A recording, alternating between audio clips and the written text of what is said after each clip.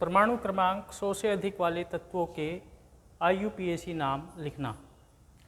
बच्चों, आप सभी जानते हैं IUPAC एक संस्था है जिसका मुख्यालय स्विट्जरलैंड नामक देश के जिनेवा शहर में है। यह संस्था समय समय पर रसायन विज्ञान से संबंधित ऐसे नियमों का प्रतिपादन करती है जिससे रसायन विज्ञान के अध्ययन को सरल बनाया जा सके। उसी क्रम में ये परमाणु क्रमांक 100 से अधिक वाले तत्वों के नाम लिखने के IUPAC ने कुछ नियम बनाए हैं। उससे हम आसानी से उन तत्वों के नाम लिख सकते हैं, उनका नाम याद रखने की आवश्यकता हमें नहीं रहती। तो इसके लिए जो नियम हैं उसमें 0 से लेकर 9 अंकों तक को कुछ नाम दिए गए हैं IUPAC ने। तो लिखेंगे उनके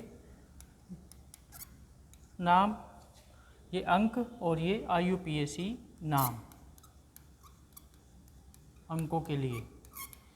जैसे 0 को कहा जाएगा नील, 1 को अन, 0 को तो कहा नील और 1 को कहा अन, 2 को बाई, 3 को ट्राई, 4 को क्वाड,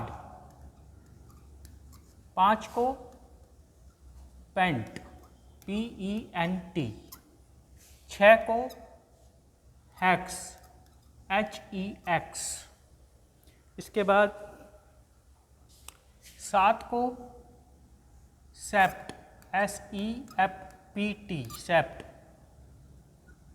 8 को ओक्ट OCT, 9 को ENN। कुल ये इतने ही अंक होते हैं 0 से लेकर 9 तक, जिनसे सभी संख्याएं बनती हैं। तो इन नामों की सहायता से हम IUPAC नाम लिखेंगे। कुछ भी अंक होगा उसके लिए उसके नाम के अनुसार नाम लिखेंगे और नाम के अंत में IUM जोड़ देंगे।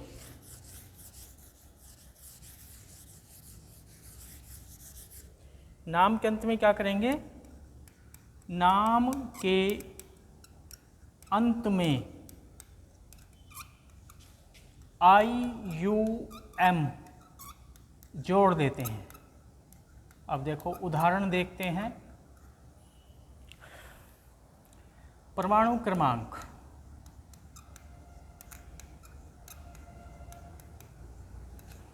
IUPAC नाम। तो 100 से ऊपर वाला पहले क्या आएगा? 101, पहला तत्व। 100 से ऊपर वाला पहला तत्व क्या है? 101। इसका IUPAC नाम क्या होगा? 1 के लिए क्या लिखेंगे? अन, 0 के लिए नील, फिर 1 के लिए अन और लास्ट में क्या जोड़ देंगे? IUM। इसी तरह से 102 का लिखेंगे तो क्या आएगा? 1 के लिए अन, फिर 0 के लिए नील, फिर 2 के लिए बाई और लास्ट में क्या जोड़ेंगे? IUM। फिर 103 के लिए 1 के लिए क्या आएगा? अन, 0 के लिए क्या आएगा? नील और 3 के लिए क्या आएगा? ट्राई, फिर लास्ट में क्या आएगा? IUM। 104 के लिए 1 के लिए अन, 0 के लिए नील, 4 के लिए क्वाड और फिर लास्ट में क्या जोड़ेंगे? IUM, अन नील क्वाड एम। तो इस तरह से ये 104 तक के नाम हमने लिख लिए। 105 वाले का आप खुद लिखना, 106 वाले का खुद लिखना, 107 वाले का खुद लिखना, 108 वाले का खुद लिखना। 109 का क्या आएगा? अन, नील, 9 के लिए क्या आएगा? N ANN, लास्ट में क्या आएगा? IUM। इसी तरह से 110 के लिए क्या आएगा? अन, नील, लास्ट में क्या आएगा? यम। अब इनके प्रतीक, जैसे हम प्रतीक लिखते हैं हाइड्रोजन का H, हीलियम का He और क्लोरीन का Cl, ऑक्सीजन का O। इसी तरह से इन तत्वों के कि प्रतीक भी लिखे जाएंगे। प्रतीक कैसे लिखे जाते हैं? प्रतीक लिखे जाएंगे प्रत्येक अंक के नाम का पहला लेटर प्रतीक के रूप में लिखा जाएगा। जैसे इसका पहला लेटर U है, इसका पहला लेटर N है और इसका पहला लेटर U है। तो प्रतीक क्या हो जाएगा 101 के लिए? UNU। अन से U लिया, नील से N लिया और अन से फिर U लिया, यानी अंकों के जो नाम है उनका पहला लेटर तीनों का ले लिया तो उससे प्रतीक बनेगा। इसी तरह से 102 का प्रतीक क्या आएगा? UNB। 103 का प्रतीक क्या बनेगा? UNT। 104 का प्रतीक क्या बनेगा? UNQ। इसी तरह से यहाँ पर 109 का प्रतीक क्या बनेगा? UNE।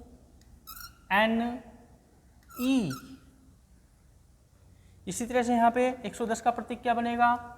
UN। तो इस तरह से ये 110 तक के हमने नाम लिख लिए। अब इसके बाद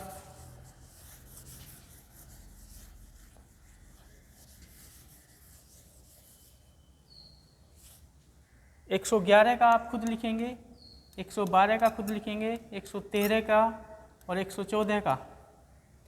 115 का लिखता हूँ मैं, 116 का लिखूँगा, 117 का और 118 का। 115 का नाम क्या हो जाएगा? एक के लिए अन, फिर एक के लिए अन, फिर 5 के लिए पेंट, फिर लास्ट में क्या आएगा? IUM। और प्रतीक क्या हो जाएगा?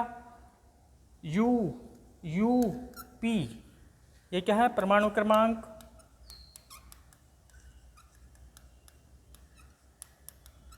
ये IUPAC नाम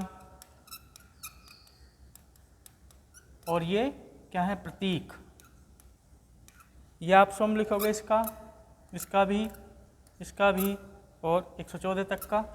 फिर यहाँ 115 का मैंने लिख दिया, इसको 16 का लिखेंगे। अन हैक्स क्या आएगा? IUM लास्ट में और प्रतीक क्या आएगा? UH। इसी तरह से 117